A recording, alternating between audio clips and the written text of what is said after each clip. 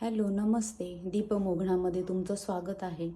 आज मी तुम्हाला बेझलचं प्लांट हे आपण ह्यांचा अधिकाधिक कसा काय वापर करू शकतो तर ते सांगणार आहे. तर मी मार्केटमधून 2 महिन्यापूर्वी हे छोटंसं प्लांट आणलं होतं आणि त्याच्या अशा बऱ्याच त्याच्या फांद्या मी कट करून वेगवेगळ्या असं वाढवलं होतं. तर हे कसं काय होऊ शकतं किंवा कसं आपण त्याचा जास्तीत जास्त वापर करू शकतो.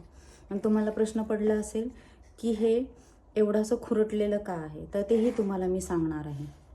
तर त्याआधी बेझल लीव्हज हे तुळशीच्या फॅमिलीतलं आहे आणि त्यासारखं तुळशीच्या प्लांटसारखंच ह्यालासुद्धा मंजरी असतात, पण त्यांच्या बियांचा वापर होतोच असा नाही. त्याहीपेक्षा त्याचं जास्त कटिंग करून त्याचं प्लांटची ग्रोथ छान होते. तर ते कसं होतं तर ते मी तुम्हाला सांगणार आहे. ह्या प्लांटला जितकं जास्त खुरटू किंवा कट करू तेवढं ते जास्त जोमाने वाढतं आणि जितका जास्त एरिया मोठी कुंडी आपण वापरू तर तितकी ती छान वाढते. आणि जर ती आपण त्या कुंडीला जर कमी एरिया दिला, त्या प्लांटला छोट्या कुंडीमध्ये जर लावलं तर मग त्या पानांची अशी ग्रोथ होते, अशी थोडी खुरटल्यासारखी संकुचल्यासारखी ही पानं होतात. त्यामुळे हे असं दिसते आहे. तर हे तुम्हाला दाखवण्यासाठी मी मुद्दाम त्यांना ह्या प्लांटमध्ये ठेवलं. ह्यानंतर मी आता ह्यांना मोठ्या कुंडीमध्ये शिफ्ट करणार आहे.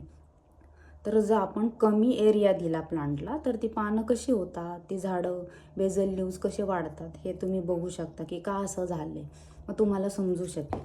आणि जर त्यांना छान असा एरिया मोठी कुंडीमध्ये दिलं तर कशी मनसोक्त त्यांची पानं वाढतात हे दिसतं.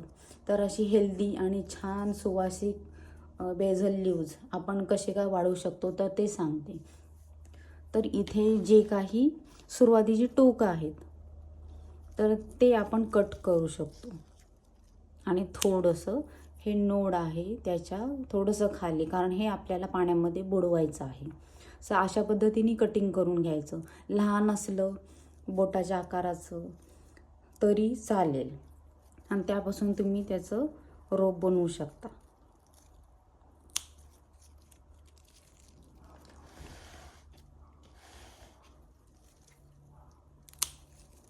तर मी हे आत्ता 3 केलेले आहेत.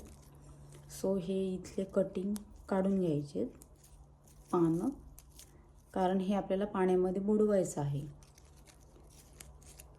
आणि ह्याचा वापर आपण कुकिंगमध्ये करू शकतो, धुवून असंही खाऊ शकतो, छान लागतात. पिझ्झा बर्गरवर आपण टॉपिंग करतो तसं व्हेजिटेबल्स पुलाव काही केले तर त्यामध्ये सुद्धा आपण हे इझिली कोथिंबिरीसारखाच ह्याचा वापर करू शकतो.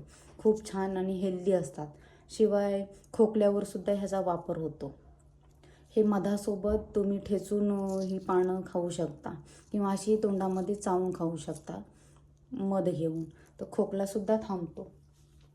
तर हे कसं काय वाढतं तर ही जे काही नोड आहेत ते घेऊन पाण्यामध्ये जस्ट बुडवायचे